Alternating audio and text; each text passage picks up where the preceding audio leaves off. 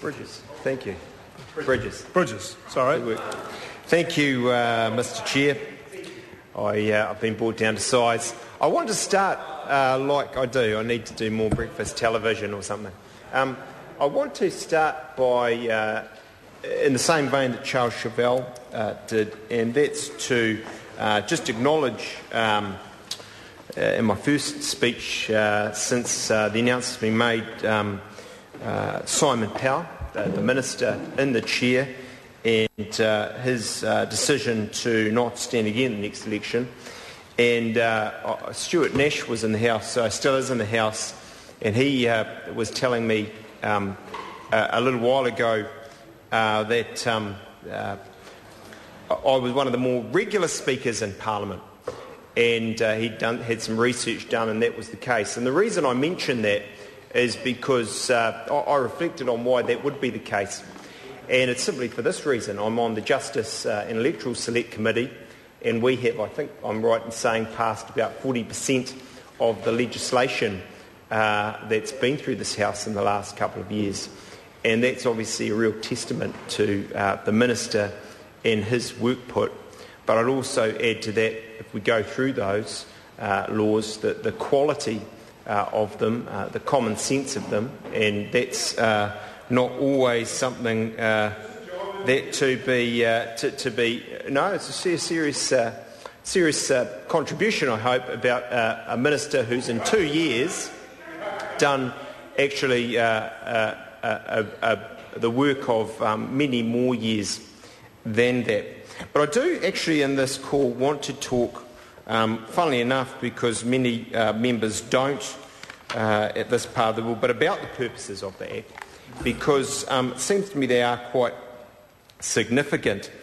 And the purposes section, or clause 3, states that the purpose of this Act is to promote access to justice. And of course that's fundamental. And access to justice is something I think everyone in this House would agree on. I'm not going to talk about the earlier bill in this House and some of the arguments there about access to justice, but that's a fundamental. And it goes on to state in the purposes section that the bill does that by establishing a system that firstly provides legal services to people of insufficient means. And I already talked about really how fundamental that is for a legal aid system. And the reason for that is perhaps quite obvious, but worth remarking on. In criminal cases, actually in a lot of family cases where legal aid is provided, it is the state that is bringing the case, and it's absolutely right. Yes, if you can pay for it, that you pay for it, but if you can't, if you don't have the means, and if, as of course is the case in criminal cases, you may well lose your liberty, that the state does have a mechanism by which it can pay for and provide you with legal services. And so I think it is important that the purpose states that we are here providing legal services to people of insufficient means. And actually the converse of all that is we don't want to be providing it to people who have the means to pay for legal aid or lawyers themselves.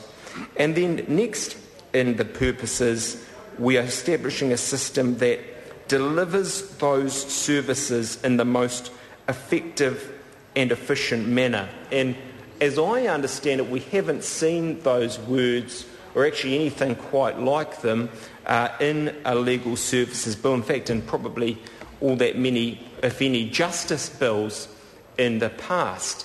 And I touched on this, I think, in the second reading to this debate. I didn't hear it, but maybe. Yeah, well, maybe I will. I can't word for word, but what I said then actually is, there are some people who say, well, it's justice at any cost. We should be spending billions and billions and billions more. And sometimes in court cases, you get the feeling that is the way it's been run. Look, if there's another witness who can tangentially sort of touch on something that he or she may have seen or heard, and it draws the case out another day, well, that's fine. But actually there needs to be some proportionality, and here we do that efficiently and effectively. Call the Honourable David Parker.